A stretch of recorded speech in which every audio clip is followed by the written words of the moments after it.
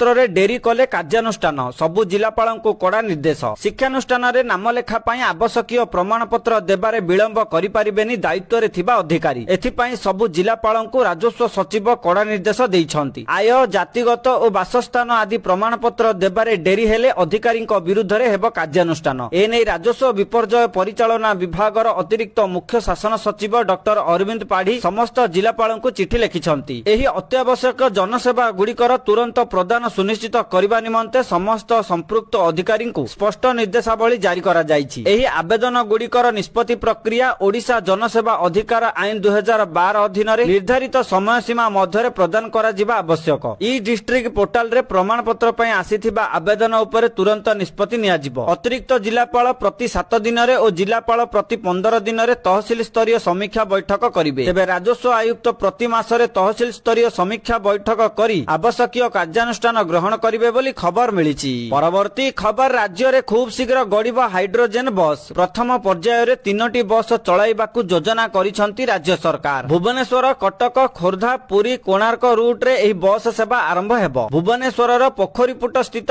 क्रूट depot रे एक green hydrogen उत्पादन एवं रिफ्युएलिंग केंद्र प्रतिष्ठा कराजिबो। प्राथमिक पर्याय रे एक पायलट प्रकल्प भाबे 3टी hydrogen fuel cell electric bus प्रचलन कराजिबार योजना करा जायछि। एही प्रकल्प माध्यम रे दैनिक प्राय 260 किलोग्राम ग्रीन हाइड्रोजन उत्पादन करबा सह आदर्श स्थिति रे एही बस गुडी को दैनिक 600 किलोग्राम पर्यंत चलाइबाकू लक्ष्य रखा जायछि। एही प्रकल्प पई मोट 53.55 कोटी टंका पुंजी विनियोग आकलन करा जाउछि। जेउथिरु नूतन एवं नवीकरण योग्य शक्ति मंत्रालय माध्यम रे जातीय ग्रीन हाइड्रोजन मिशन अधीन रे 19.52 कोटी टंकार आर्थिक सहायता मंजूर करा जायछि। बाकी अर्थ राज्य सरकारक सहायता माध्यम रे भरणा करा जिबाकू प्रस्ताव रहिछि। तेबे एही प्रकल्प स्वच्छ और दक्ष साधारण परिवहनर विकल्प जोगाइबा सह शून्य निर्गमन सुनिश्चित करिबो। फଳରେ वार्षिक प्राय 900 टन अंगारकाम्ल निर्गमन ह्रास पाइबो, जहा परिवेश सुरक्षा दिगरे एक बड़ सफलता हेबो बोली खबर मिलिछि। परवर्ती खबर केरलम छुईला मौसुमी। निर्धारित समय रे केरलम छुईला दक्षिण पश्चिम मौसुमी वायु। भारतीय पाणीपाग विभाग पक्षरु सूचना दिया जायछि। एनै राज्य रे प्रबल वर्षा लागि रहिछि। मे 26 रे मौसुमी पहुंचिबा नै आकलन करिथिला आईएमडी। एथर विलंब रे केरल छुईछि मौसुमी वायु। एथर विलंब रे केरलम छुईछि मौसुमी वायु। प्रारंभिक पूर्वानुमान रे मे 26 तारिख पाखापाखि आसीबो बोली आकलन करा जायथिला, किंतु अनुकूल पाणीपाग न हेबारु विलंब रे पहुंचिछि। मौसुमीर आगमन सहित केरलमर विभिन्न अंचल रे प्रबलरु अति प्रबल वर्षा आरंभ होईछि। अनेक जिला पई आईएमडी पक्षरु ऑरेंज अलर्ट जारी करा जायछि। पवनर बेग घंटा प्रति 40 रु 50 किलोमीटर पर्यंत रही पारे बोली सूचना रहिछि। तेबे केरलम रे मौसुमी छुईबा परे ओडिसा रे सप्ताह भितरे मौसुमी पहुंचिबो। आसंता 10 किंबा 12 तारिख बेलकू मौसुमी ओडिसा छुई पारे बोली आकलन करा जाउथिबार खबर मिलिछि। परवर्ती खबर राज्य सरकारक गुरुत्वपूर्ण पदक्षेप सबु सरकारी अधिकारी और कर्मचारी को ओडिया भाषा रे तालीम। राज्य प्रशासन रे ओडिया भाषा को आहुरी सुदृढ़ करिबा लक्ष्य रे राज्य सरकार एक गुरुत्वपूर्ण पदक्षेप नैछंती। समस्त सरकारी अधिकारी और कर्मचारी को ओडिया भाषा रे ऑफिस कार्य करिबाकू तालीम दिया जिवो। 2 दिनिया विशेष तालीम शिविर अनुष्ठित हेबाकू जाउछि। एही प्रशिक्षण कार्यक्रम भुवनेश्वर रे 10 और 11 तारिख रे आयोजित हेबो। सरकारी दप्तर रे दैनिक कार्य, चिठी पत्र, रिपोर्ट और अन्यान्य प्रशासनिक काम ओडिया भाषा रे किपरि सठिक भाबे करा जाय परिबो से नै तालीम दिया जिवो। एथि पई विधिवत विज्ञप्ति प्रकाश पाइछि। ए नै समस्त विभाग को यह अवगत करा जायछि। तालीम पई अंशग्रहणकारी अधिकारी और कर्मचारी नाम तालिका 6 तारिख सुधा देबाकू निर्देश रहिछि बोली खबर मिलिछि।